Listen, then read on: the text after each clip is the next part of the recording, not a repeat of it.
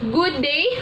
My name is Ralyn Jane Pangasinan Bernante, a BS Criminology student at Hingog City Colleges. So before I proceed, I just want to apologize about the unnecessary noises because I am here near the highway and I am in charge to look after the store of my auntie, which is the one who supported me financially. So I am going to discuss the different theories of crime causation. So the first one I will discuss is the classical choice theory. So in classical choice theory, there are rational choice theory, routine activity theory, lifestyle theory, and so on. So the first one is rational choice theory. So rational choice theory has application in economics, psychology, philosophy, and among other fields. Individuals use their self-interest to make decisions that benefits them the most. According to this theory, people tend to engage in criminal behavior after analyzing the consequences of his or her actions and choose what they believe will best serve them. So in this theory, they believe that potential criminals are weighing the consequences and the gain of their future actions or the future crime. So after weighing that, the gain is much more higher than the risk, and that is the time that they commit crime. So the second one is routine activity theory. So this theory believes that everyone with the means can commit a crime. So victims are given choices whether or not to be a victim, primarily through avoiding situations where a crime could be committed. So there are three elements must be present in this theory. And number one is motivated offenders. Of course, naagid na yung mga motivated nga mga offenders. And number two is ang suitable target. So of course, in every crime there's also a suitable target. And kinsa man na sila, mao na sila ang mga tao nga, for example, kanang mga tao nga grabe kalagan sa gabi kayo, pwede na sila nga mga suitable target sa mga rape or something nga makawatan sila kay mga lagan man sila. And number three is the absence of guardians. So, ang example ana is kanang mga kidnapping. So, halos sabi gid kanang mga ginakidnap nga mga bata is katong walay mga kauban, di ba? So, something like that. So, next is lifestyle theory. Lifestyle theory believes that certain people may become victims of crimes as a result of their lives and choices. They become potential target when a person spends too much in a public places where crimes always happen. So number one also, the reason why we become a potential target, it's because of our lifestyle. Especially those people who always spend too much in public places. So for example, those workers in Axelom Resources who is traveling every night at 9 p.m. to 11 from the working places to its home may be prone to becoming a victim of violence, especially delinquent are looking for with violence at night. So mao bitaw na no, kanang mga delinquent nga mga tao no kay gagawas gina sila every night, mga tinggawas gid natin tungpag ginana nila is kanang gabi. So bantog bitaw daghan mga crime nga kahitabo, especially gid sa mga gabi gid. And biktima gid na is katong mga tao nga trabaho sa mga public places unya kanang dugay bitaw kayo sila gawli. So that is one. So next is general deterrence and specific deterrence theory. So the impact of the threat of legal penalties on general public is known as general deterrence. That it aims to achieve the enforcement of criminal laws by frightening others into obeying them. It gives a message to the public by making people fearful of the consequences of committing crime, especially those potential criminal or potential offenders. So general deterrence theory aims to what? to prevent the people or potential criminals to commit a crime. By what? By frightening them about the consequences, no? If ever a person commit a crime, then he must serve his, her, what? Consequences. And that is lifetime imprisonment or imprisonment only. It depends on how big is the crime they commit. So, ang general deterrence theory is only prevention of crime. While specific deterrence theory refers to the consequences of the punishment of those people who undergo the punishment, as it also claims that punishing more criminals will reduce their involvement in criminal activities, and they will not repeat their illegal acts. So, sa general deterrence theory, only aims to what? Prevent potential criminals not to commit a crime. While sa specific deterrence theory is their main target are those already convicted person. Punishing for them, by punishing criminals more, it will help to reduce their involvement in criminal activities, and by that they will not repeat their illegal acts again. Dili na nila utruhon ang ilahang mga sayop nga nabuhat nila sa una because sa mga what? Because of the consequences. Next is victim precipitation theory. According to this theory, some individuals may be the one who start the fight that leads to their injury or death. For instance, female rape victims frequently contribute to their attacks by pursuing a relationship with a rapist. So, ngano man gid na girls, ngano makagusto man kita sa mga lalaki ngayon na char joke ro ko gusto na. So, nagid na yung mga ingana no nga bisag kabalo na ta sa background sa lalaki, ngano moapas man gid ta girls. Char.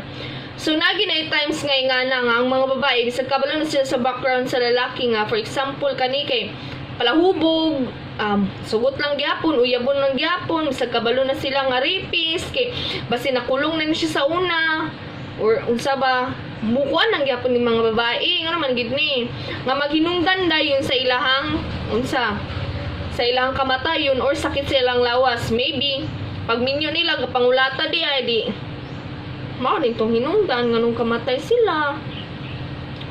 So, there are two types of what?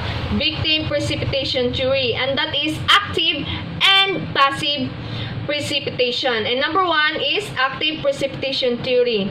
So, the victim provocatively and use straight or fighting words. So, for example, kanang tao bitaw nga, pag mahubog bitaw kay magsinggita na, sumbagay ta na, ginadagan gina sa mga dinhi nga, pag mahubog gani, kusog din kayo maghuan ba nga, manghilabot og tao, bisa wala sila gilabtan, kay panghilabot, panghanggat o sumbagay ta, mao dayon na nagkus nga ang uban, agkabunog, kay hubog naman, di na kasukol, kay pasikaton lagi, no? Dili lagi mag-una-una. So, naay mga ingana, no? Naay mga instances nga, kita gyapoy gakos sa tuang sakit.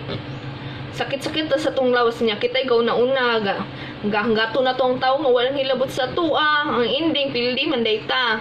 So, ang sunod is passive precipitation.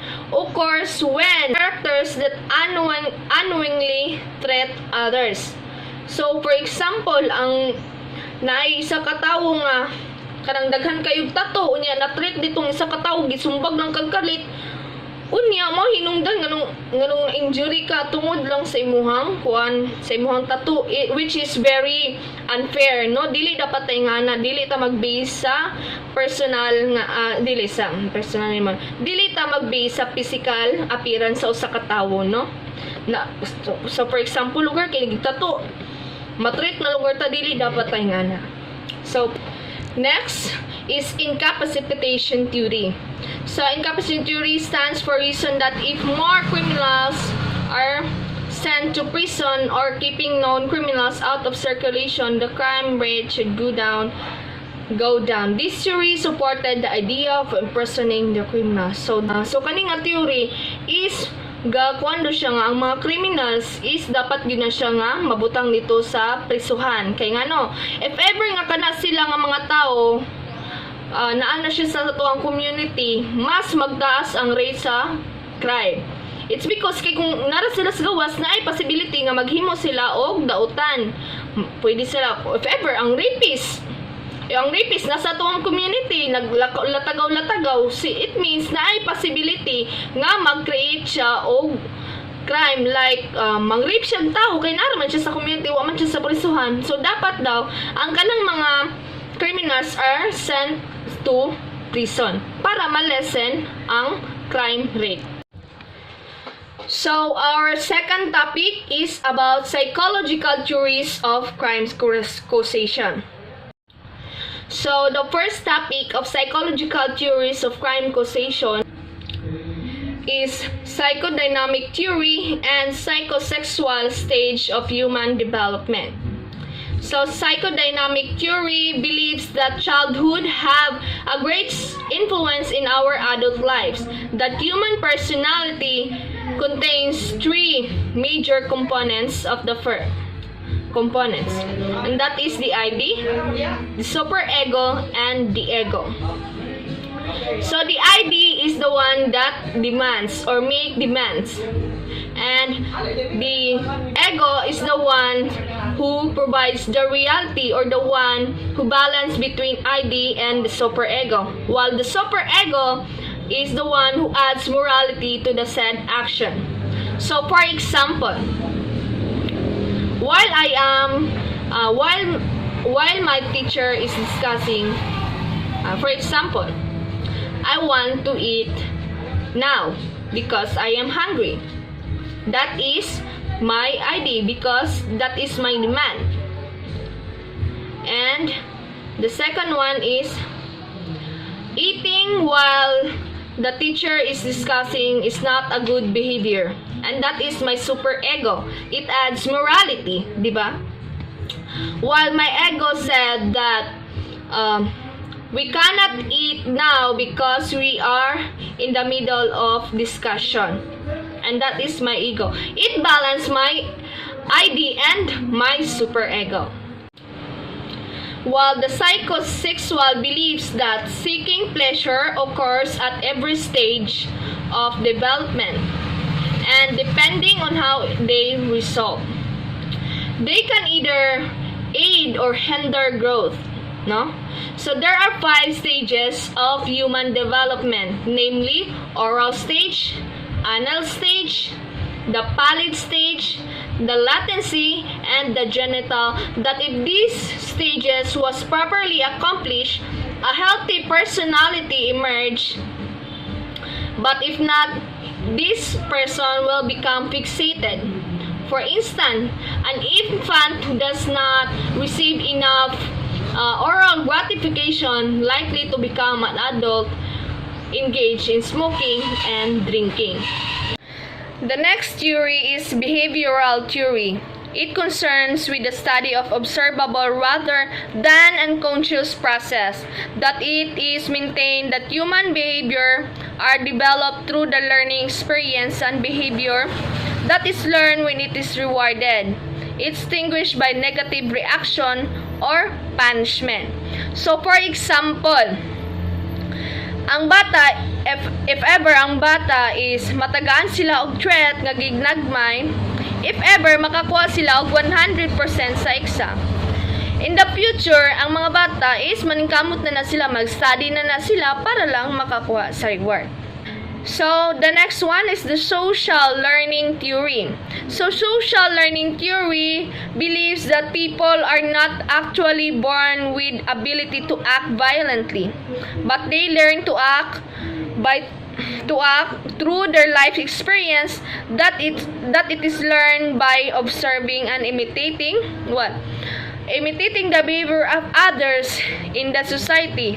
For instance, a girl usually see her older sister drinking alcohol, or adult girls always drinking alcohol in the streets without being restricted by their parents. And mostly katong mga bata nga maka-encounter, makakitag mga ingana nga mga tawo, especially sa ilahang society, pagdakudan na nila, they will grow up to be like alcoholic, no? Maawat na nila nga behavior because natun-an na nila sa ilahang society. So next is the cognitive theory. So cognitive theory studies people's perception of reality and the mental process that are required to comprehend the world in which they live. When faced with emotion, adolescents who use information effectively had a better judgment and can make quick and reasoned decisions when facing emotion laden and can avoid social behavior choices. So for example, kasab-an ko sa akong mama, it's because dugay ko nakauli. So instead of masuko niya maglayas-layas pareha sa uban nga galayas-layas kay kasab-an lang sa ilang mama, instead of masuko sad ko sa ilaha kay bisag kabalo ko ang akong ibot is nag-research ra ko kay para sa mong assignment kay nami giuban nga mga mama nga dili gid kayo sila makakuan labi na gabi na makauli o dili na uban nga di kayo makasabot sad sila. So instead nga masukosad ko sa ilaha, ang ako is gipasabot na ko sila, no? And ako na lang pong gihuna-huna nga katong ilang kasaba is para rasadto sa kuha. Instead of nga masukos ka ilang niya maglayas-layas nga naay big possibility nga mapariwara ko nga for example maglayas-layas ko asa mo kumupaingon naay mga possibility nga ma-rape or something like nga maguban-uban sa mga barkada nga mga very kuan gid kayo kanang very bad influence. So next is the moral development theory. So this theory focuses on how children develop morality and moral reasoning. So offenders have a moral orientation and differ from those abiding citizens. That based on this theory, those who make the law for the only purpose of avoiding punishment are more prone to commit crimes than those who see the law as something that helps all of society and who respect the rights of others. Which is very true. Nay mga tao nga igora sila ga follow sa rules and regulation or sa law, it's because makahadlok lang sila sa mga consequences, not because nakita nila ni siya nga law something nga makatabang sa tanan or magarespeto nila kung saang nasa to ang society. Next is intergenerational transmission theory. So this theory conclude that individuals' ability, traits, behavior are passed down from parents to their offspring. And that based on the survey by Joan McCord and Lee Robin, simply having a parents with a history of antisocial behavior increase the risk of antisocial behavior of its offspring.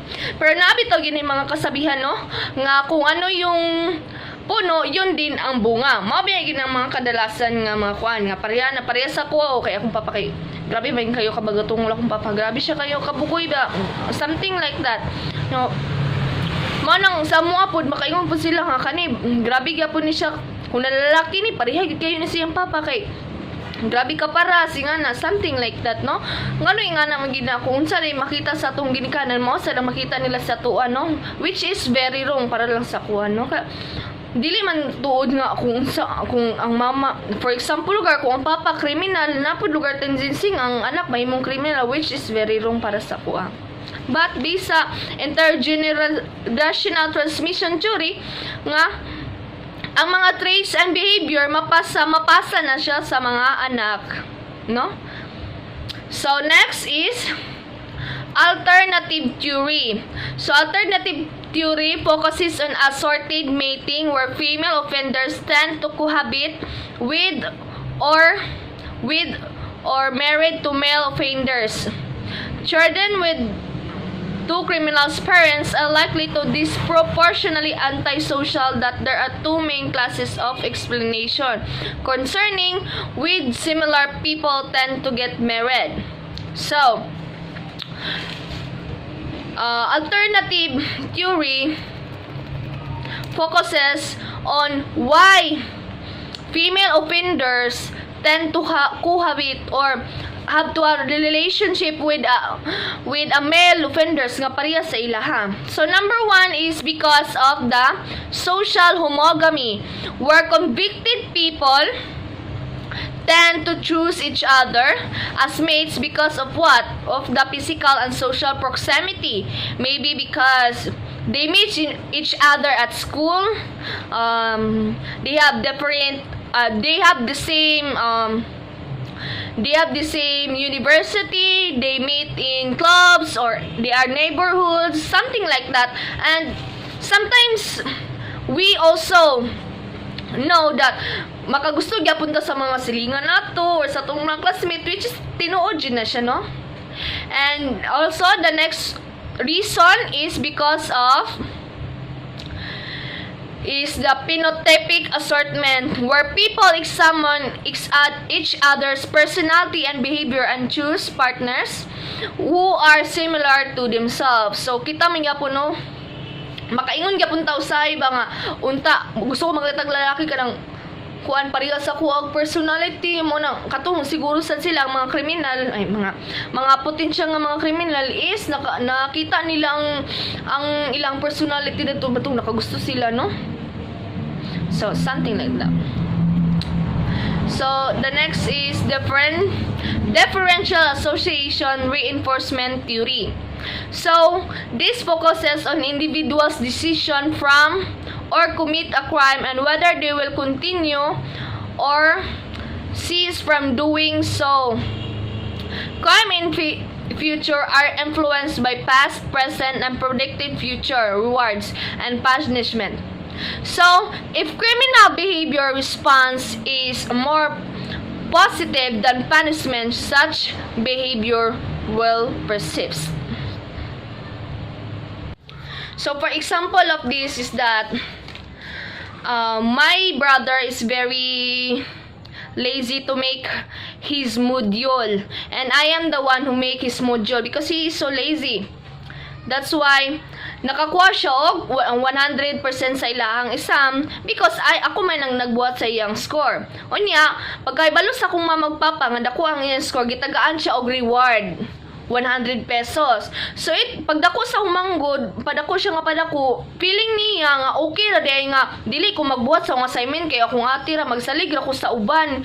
Kay bisan magsalig ko makadawat man ko na feeling niya nga okay ra day to nga dili maghimo sa module, which is very wrong, no? Nagi na mga consequence nga mahitabo din dan ha kay ang bata or akong manghud magdako siya nga feeling niya nga okay ra dayto nga binuhatan, no? So the next theory is async conditioning theory. This theory claims that human personalities may be seen in the three dimension. So there are three dimension: psychotism and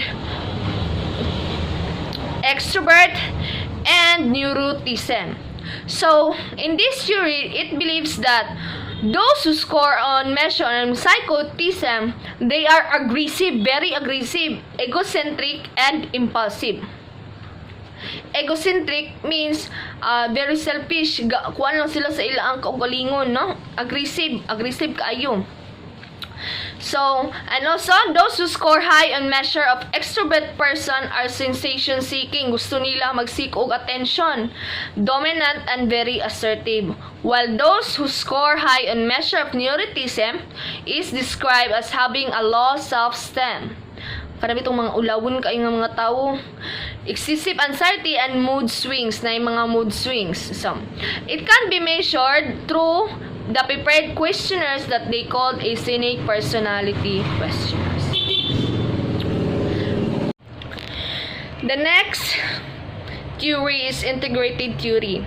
So this explains predatory street crime by demonstrating how psychological, biological, and societal elements interact to shape human nature.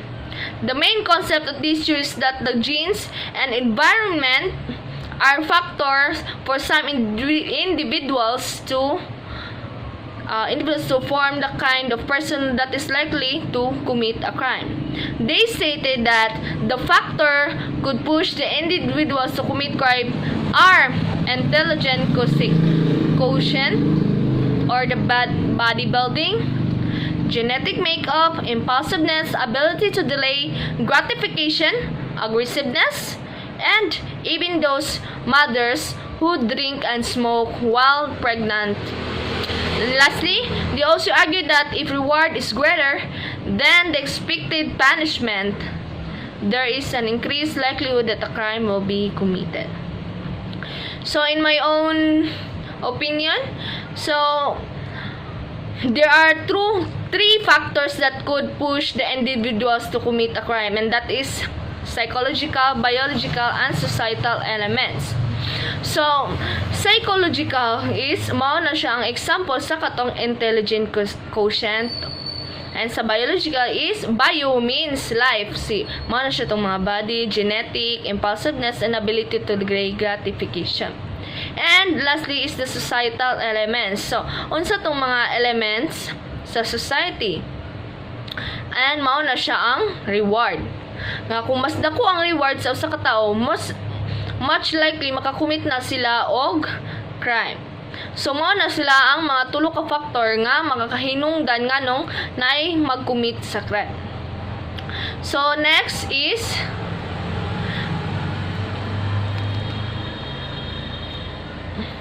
maternal deprivation and attachment theory. So this theory emphasizes that the child needs a warmth and affection from her mother.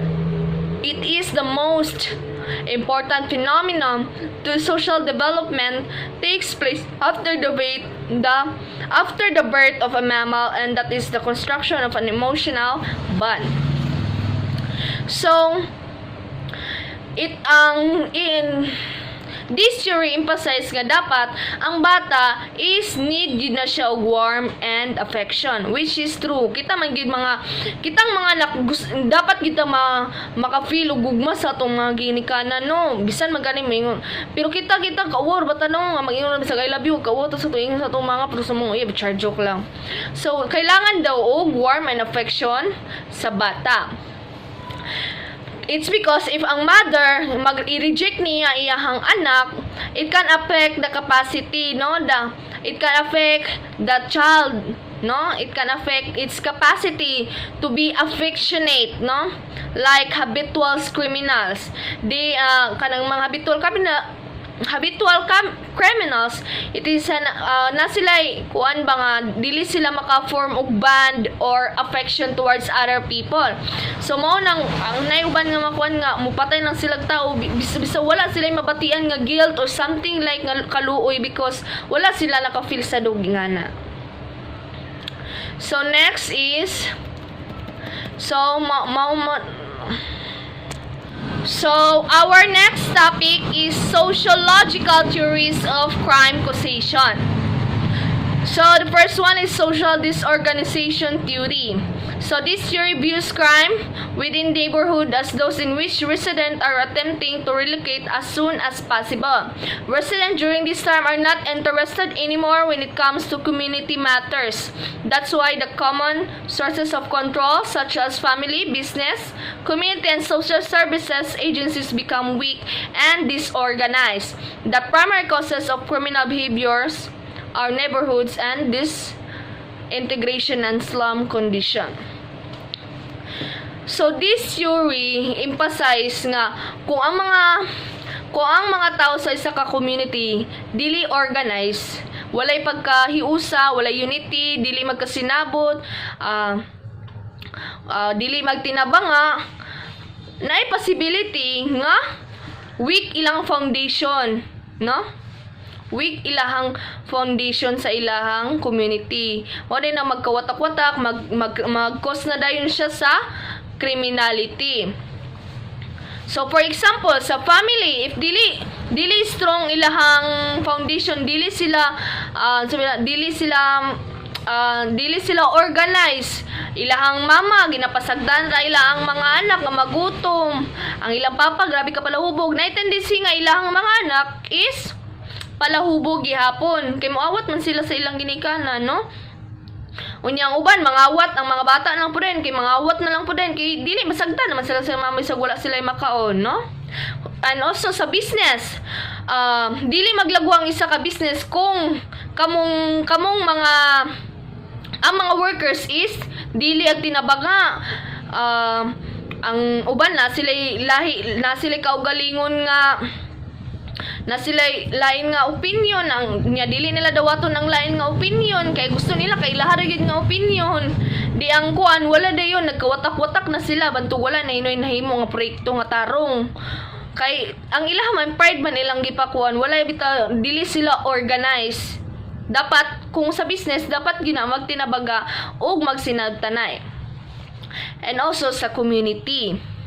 Di ba sa community dapat magtinamaka ang mga tao og ang mga nasa taas or katong mga gobyerno, no? Dapat dili ra pud ang gobyerno ang maningkamot nga mapaunlad ang atong community. Also kita pud nga mga tao so dapat the next topic is concentric zone theory.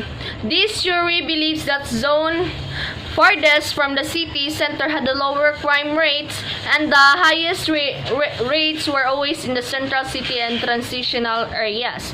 So based only on my observation, this is true, no? Those farthest from the city like province or kanang sa mga bukid-bukid is layo gid na siya sa crime rates. It's because bisang pobre ang mga tao dito na sila tiyadangan sa city, no? Pwede na sila makaluto dito kamunggay, daghan mga pagkaon dito, dili man kay sila magutom dito as long as na kugihan lang sila dito. Pero kaning mga tao nga naa sa mga duol bitaw sa kanang mga city, for example sa Manila, sa Cagayan, daghan gid kayo mga tao diha nga mga pobre gihapon. Manalagay mga dagko nga building pero lisod kayo makakaon ng mga tao dito kay wala kayo mga matamnan dito nga mga pagkaon. It's because daghan kayo og mga cars, daghan lagi cars dito, mga buildings, pero daghan kay gyapon ng mga tao dito nga naka-experience o kapobrehon. And also sa ilang kapobrehon dito niya wala na sila'y makaon. Mao nang mag-create na lang maka-create na lang sila, makahunaon na lang sila og pangawat aron makakaon lang gid sila, no? Mas daghan patay dito, kidnapping or kanang robbery. Mas daghan dito kay kung sa bukid ka wa man kay marab dito kay wa may kuan bang kumato pa kag sentro. So something like that. So the next topic is anomy theory. So anomy theory is one which rules of behavior have broken down or become inoperative because of sudden shift in tradition, values during social crisis that causes social turmoil. Norms begin to erode and loose demand become unlimited. With this, obeying legal codes or laws may be strained and alternative behavior choices such as crime may be inevitable. So it means that ang katong mga behavior sa mga tao or sa katong ilahang mga values is nagbroken or dili na operate because of the sudden shift of values, traditions, no? Tungod kay kita nga country is developing country man ta, so every year, every centuries gabag-o gyud ga-develop ang ato pong mga bilihon is gataas pud nga gataas, gamahal pud nga gamahal, no? So kita pud gagpaningkamuta pud kalimot na lang pud sa ang uban nagkalimot tungod kay kanang gamahal naman ang mga palitunon.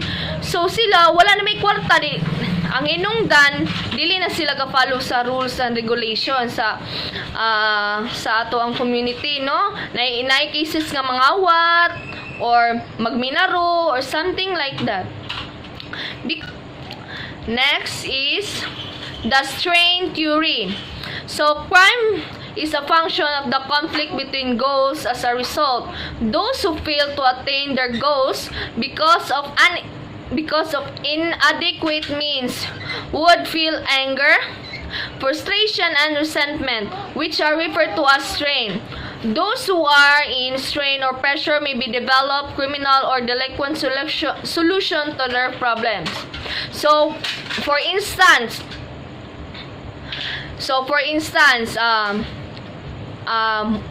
Ralin has an intention to buy a Barbie doll, but she has no money.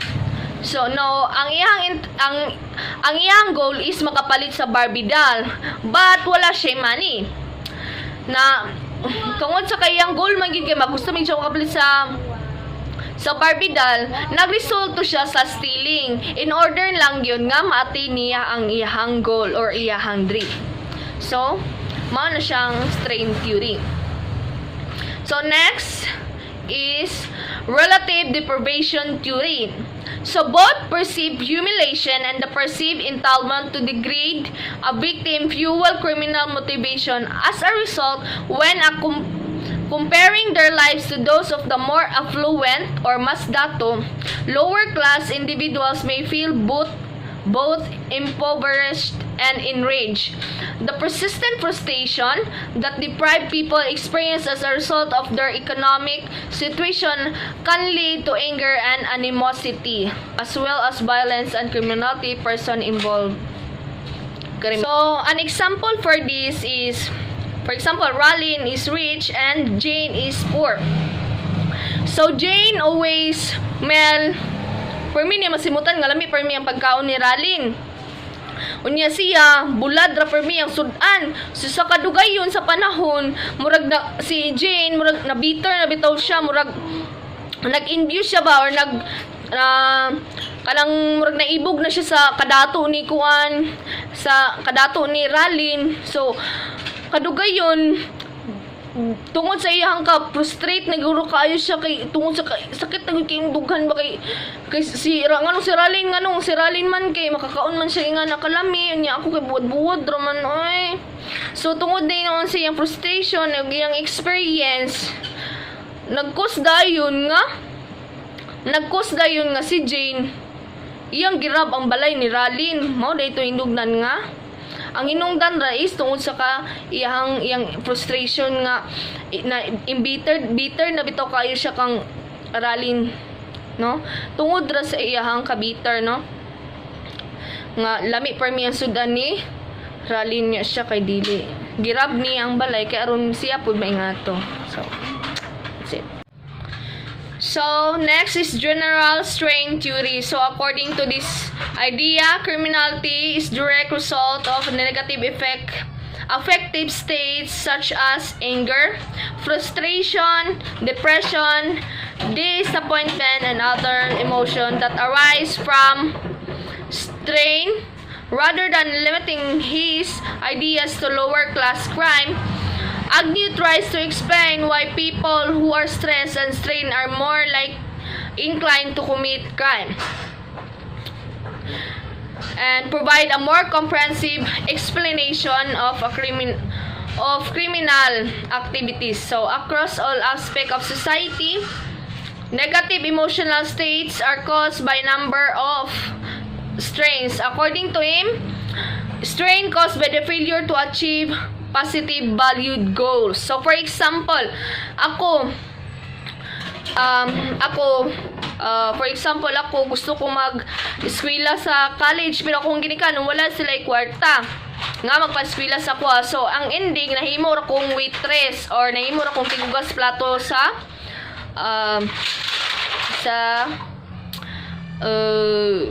basta sa mga restaurants or something like that, nahimo ra kong kuan.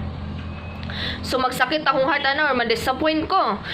Next is strain caused by dysfunction of expectation and achievement. So, for example, ako, nag-apply ko og police, pero wala ko, kailangan pa ko, nagulat pa ko sa akong waiver. Hunya, ang katong isa na ako kakauban sa unang katulong nagbalik, is na-recruit na siya kay iyang papa, taas man og ranggo. So, dali na kay siya. So, mo to na-stress daayon ko. nga naginungdan sa ako ang stress. So second is removal of positively valued stimuli. So for example, ang ako igsuon gipatay. So ako pud sa tungod sa kong ka-stress, sa kong kasuko is gipatay pud ako tong nagpatay sa ako ang igsuon. So something like that. So and lastly is the presentation of negative stimuli. So for example, during exam namo na-late ko 1 hour. Unya wala na ko sugti sa mga teacher nga may exam pa. So ako ma-stress din ko or else ako ang mag-revenge ko sa akong teacher. Na mga possibility gyud nga mga ingana no nga uban mga estudyante gipatay nila ilang mga teacher tungod lang sa mga ingana. So next is cultural deviance theory. So according to this theory, crime is caused by compliance to existing cultural norms in lower class. They make their independent subculture because of the draining, frustrating, and dispiriting experience. They react to social isolation, economic deprivation by doing crime and delinquency to gain success. So for example, diri sa atong community nagi mga ganggang no, kanang mga ginanggang. So something like that, mga ganggang.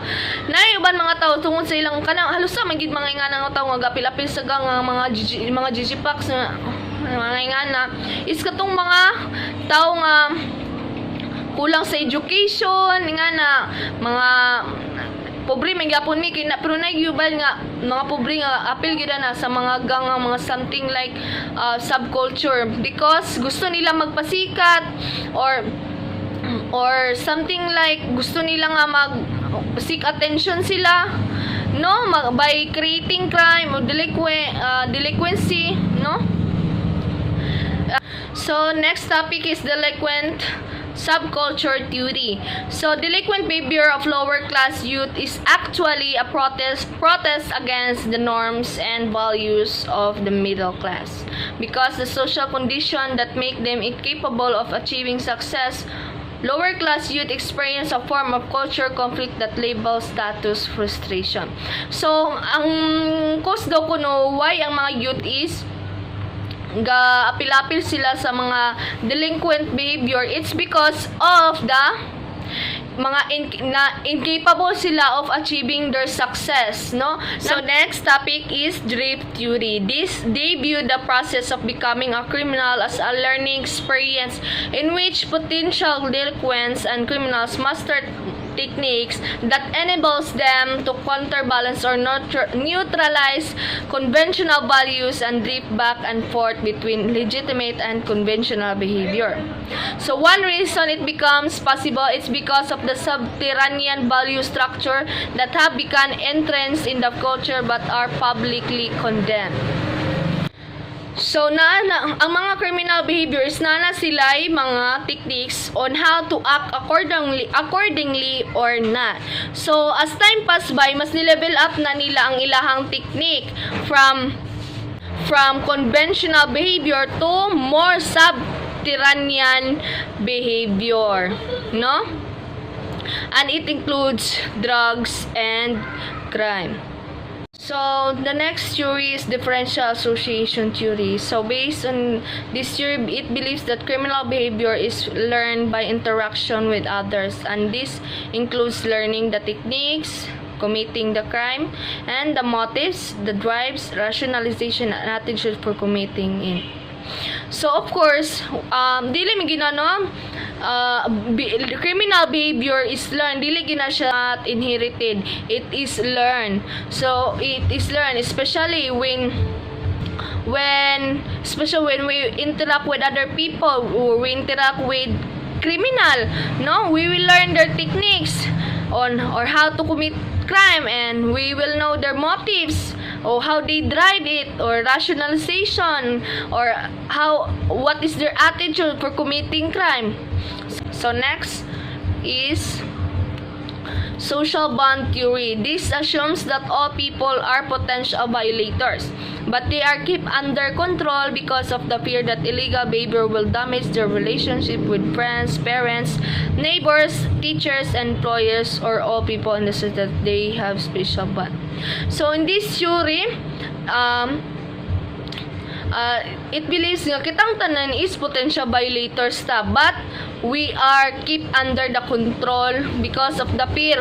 Murag kahadlok ta. So nabi to ni sometimes no nga mahadlok ta, nabi bisan dili lang kriminal, mahadlok lang ta makasala, bisag kailan na ta sa ila mahadlok lang ta makasala is because mahadlok ta nga mawala ang ilang trust sa tua. Madlok ta nga mawala sila sa mawadlok ta nga maguba ang atong relasyon sa uban, no, something like that. Next is social reaction or labeling theory. So this theory explains that society creates deviance through a system of social control. Agencies that designate label certain individuals as delinquent, thereby stigmatizing a person and encouraging them to accept this negative personal identity. So those people nga gilabel sila as delinquent, they accept that labeled as a personal rule. So the next is primary and secondary deviance. So primary deviance involve norms violation of or crime that have very little influence on the actor and can be quickly forgotten. So for example, si Ralin kay nangawat, pero wala siya nabalaan nga nangawat siya sa ilahang eskwelahan. So mao to nagpadayon siya og pag-eskwela niya, nagpadayon siya sa law school unya, nakahuman siya og eskwela, pero wala siya gi-label as kawatan kay wala man siya nabalaan. So ang second is the secondary deviance occurs when deviant events come to the attention of significant others or social control agents who apply a negative label. The newly labeled offenders then reorganizes her behavior and personality around the consequence of the deviant act. So for example, si Jane nangawat sa ilang eskwelahan o kwartaw niya, nakitaan man siya sa iyang sa kaklasmate. Di, pagkakita sa iyang classmate, gilabel na din siya nga, or gi-negatively label na din siya as kawatan. So, tungod na sa iyang ka-uwaw siguro kay nakita man siya nga, wala na siya eskwela, wala na siya pa eskwela niya, na guba ang iyang future, no? Kay gilabel man siya nga kawatan, kay nakita man siya, so, naguba ang iyang future. So our next topic is economic theories of crime causation. So number 1 is economic models of criminal behavior, or the basic theory. So it is standard model of decision making where individuals choose between criminal activity and legal activity on the basis of the expected utility from those acts. The factors that influence an individual decision to engage in criminal activities are the expected gains from crime relative to earnings from legal works, and the chance or risk of being caught and convicted, and the extent of punishment and the opportunity in legal activities. So the next theory is Karl Marx theory. This theory states that the development had turned workers into dehumanized mass who live in an existence that was at the mercy of the capitalist employers. The injustice of the young children being sent to work in mine and factories from dawn to dusk, whirled against the people who was being beaten down by a system that demanded obedience and cooperation and offered little in return. So based on the Karl Marx theory, it emphasized the dehumanized mass of production. So the development of our country made the children to work harder, to work obediently, even though it is offered little, it has only little in return, no? Makita ginato. So our next theory is Friedrich Friedrich Engels and Wilhelm Bunger's theory. So based on Friedrich, he portrayed crime as a function of social demoralization, a collapse of people's humanity, reflecting a decline in society. Workers are demoralized by the capitalist society, are caught up in the process that leads to crime and violence. Working people committed crime because their choice was the slow death of starvation or a speedy one at the hands of the law. The brutality of the capitalist system, he believed, turns worker into animal-like creature out of their own will. So no, grabe gid ay kaayo ning mga capitalist society, no? It makes people make crime, no, because of the unequal treatment. Ang mga capitalist is gadato sila nga gadato because sa mga workers, pero ang mga workers is gapobre nga gakapobre kay dili equal ang ilang treatment sa mga kwan. Ang mga workers ang gatrabaho utarong niyang kato yung mga kapitalismo galingkod-lingkod apsay lang padato og samot, no.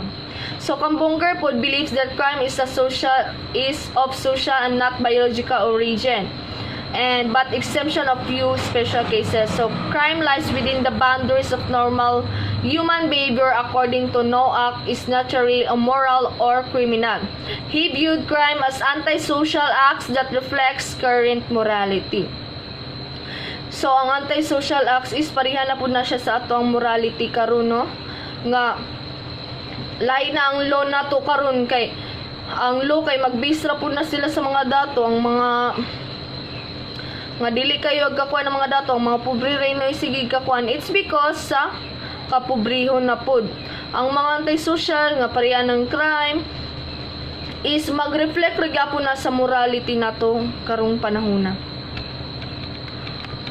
So our next topic is biopsychosocial of crime causation. So number 1 is biopsychosocial model of crime causation. So biopsychosocial theory of crime causation is an integration of or combination of both the bio, psycho, and the socio.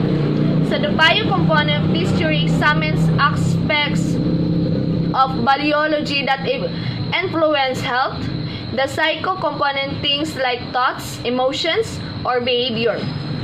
And the social components, things like our interaction with others, culture, or our economic status.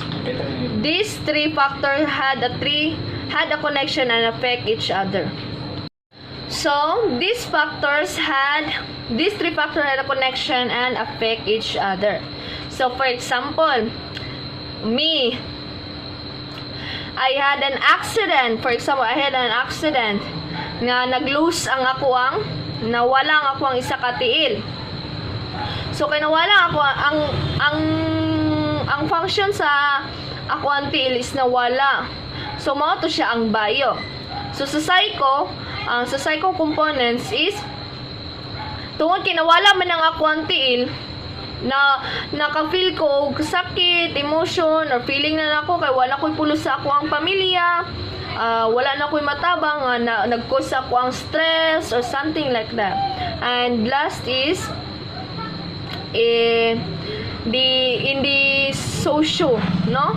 It affects my relationship with my family, with my friends. It's because di ba kay nawala naman, nasakitan man ko, murag na stress na lugar ko, naglahi na po na akong treatment sa akong mga friends and family nga mapiktuhan gid sila gihapon.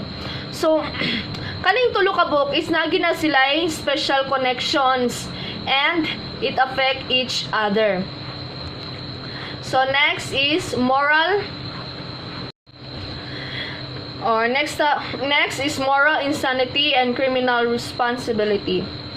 So this theory believes that all aspects are normal in all respects except that something was wrong with the part of their brain. Therefore, people committed their crimes without intent to do so. Also, people may be considered either insane or criminal. Crime is an outlet in which their unusual tendencies are discharged. They would go mad if they were not criminals, and they not go mad because they are criminals. So the next is the premenstrual cycle or syndrome. This refers to onset of the menstrual cycle that triggers excessive amount of the female sex hormones, which affect antisocial, aggressive behavior and can cause anxiety and hostility. So this argues that most women who is incarcerated do their crimes before their menstruation or after menstruation. So next is the battered child syndrome. So this syndrome does not establish the culpability of any particular person. It simply indicates that a child found with serious repeated injury as not suffered. So ang mga ingana ang mga kaso is very known na gyapon na ingana diri sa to nga pangulata og mga bata nga luik kay mga bata oy maka-experience din sila og mga trauma nga ingana. Next is the battered woman syndrome. This describes a woman who are stuck within or recently left a violent relationship characterized by the cycle of violence. A woman who's being beaten or is a victim of battery may eventually kill a husband, and if psychiatrists during trial can establish that the woman suffering from the said syndrome, then she may be exempted from criminal liability. Next is postpartum syndrome and postpartum psychosis. So postpartum distress syndrome causes feeling of anxiety, anxiety, self-doubt, that the woman wants to become perfect mother and wife, but at the same time she feels exhausted and overwhelmed. Women experiencing postpartum stress syndrome usually function very well and get through the day, though they feel awful inside. At the same time, women go on to develop clinical depression. Most women find relief through the loving support of family and friends, and they gradually adjust to their new baby routine. So, ang postpartum psychosis is common within a few days of childbirth. So, ang postpartum psychosis is very also common sa after just a few days. So, kailangan ginauna siya i-hospitalize or kung dili is even rather kung ilang patyo ng ilang pasakitan ilang sarili, kung dili sila maagapan o maybe ilang pasakitan ng ilang anak or even patyo. So our last topic is the political social conflict of crime causation. So number 1 is the Marxist criminology. So, Marxist criminal views crime as a function of the capitalist mode of production within the system. Economic competitiveness is the essence of social life and controls the forms and functions of the social institution. And every element of society is organized around the capitalist mode of production, comprising of the owner of production. So, the main reason why crimes occurred, it's because of the capitalist. The capitalist, there is no equal treatment between the owners and the workers. Ang mga workers is mas pobre sila nga mas pobre, and ang mga dato is mas dato pa sila nga mas dato. So next is the conflict theory. So it views that crime is defined by those in power, refers to the ability of the person and groups to determine and control the behavior of others and to shape public opinion to meet their personal interests.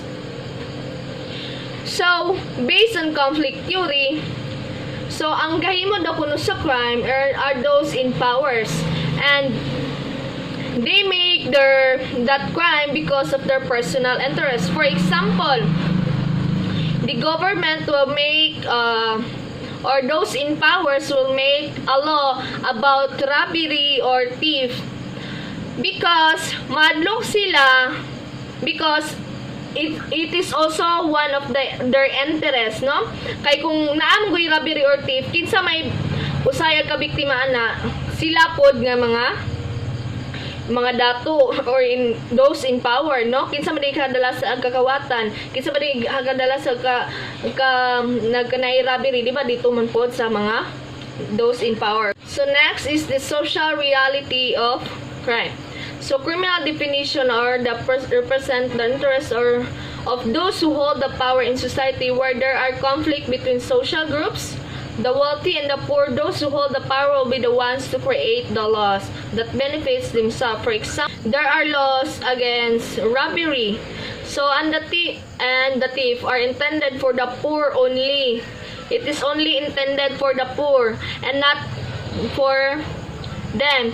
Just like what I said kaganiha, nga ang mga those in power will make a law because they are afraid that those robbery will rob their their property or something like that. Next is lift realism. These argue that victims in all classes needs and deserve protection. Crime happens when a person is being deprived economically, plus the governing body in the community do not know how to render solution or to the problem. Sexual rampant assault in our community, and barangay captain didn't know how to render or to solve this problem. Because in the first place the assault succeeded, then there is a possibility that he keep on repeating. The captain didn't know how to render it. That's why all classes may deserve protection, not only those in higher class. So next is the postmodern theory. So it focuses on the critical analysis by communication and language in legal codes. It believes that language is value-laden and can promote some sort of injustice that are present in the rest of the social structure. Those in power are able to use their own language to define crime and law. So those who are in high position in this society have they have the power to create laws with their own language, and those languages are only intended for them and not including the poor. So that language in making the laws, so that language or the law that they are making is only benefits them, no, that is only for them, not in all classes. So our next topic is constitutive theory. So define crimes as application of harm to others. People who are defined as committing criminal acts are at the same time being unequal or disrespected. They are rendered powerless to maintain or express their humanity in a sense. Then act of making people criminal is a crime. So there are two aspects of crime. So number one is crime repression. It occurs when members of a group are prevented from achieving their goals because of being biased. So na I wanted nga sales lady niya duha ka buok ang nag-apply. So si A is tan, short but very intelligent. But kaning isa is tall, very beautiful but not intelligent at all. But ang napilian is kaning tall and not intelligent at all. It is because she is beautiful, no? It is not equals, even though kabalo sila nga mas bright si A. So next is crime of reduction. So of course when the offended party experience a loss of some quality relative to her represent standing. So for example, a rape victim will lose her being chased. For example, in a rape victim will have a relationship. It might be that the parents will handle the relationship because of what happened to the girl, which is very wrong, and that is crime based on constitutive theory. So next is the conservatism and liberalism theory. So it assumes that the ideal society is one in which authority is unquestioned because human nature is egoistic. People need discipline, instruction for those with the requisite capacity. restraint for those lacking the capacity to understand it. It controls the behavior and action of its population, like a communist form of government. While the liberalism is completely the opposite, it can be compared to democratic form of government. Everyone's opinion is respected, there is equal and fair competition. So in conservatism theory, the ideal society nila are those people is dili nila gina-question ang authority, because ang mga tao daw is people needs discipline and people needs instruction. So pareha na siya sa communist form of government.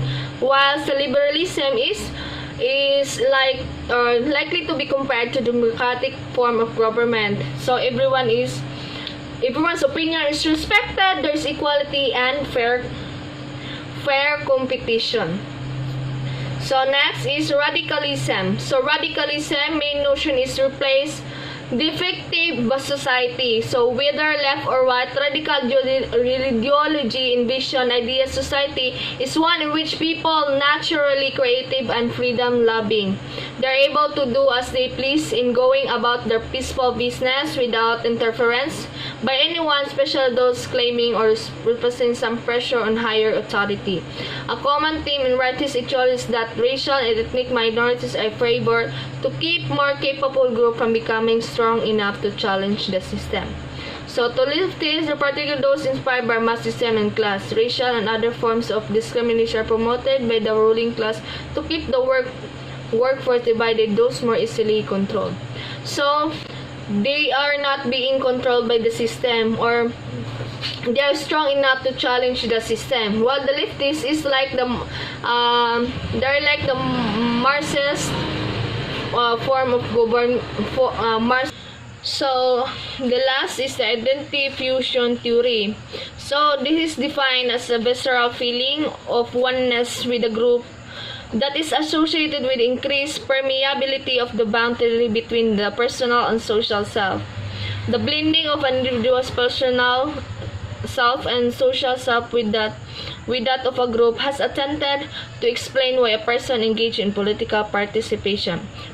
So for example, in a gang group, one of their member had been killed. So all of the group will kill the person who kinsa tung nagpatay sa ilang kauban, because of they feel like family naman na silang tanan. So they create a special bond between personal and social self.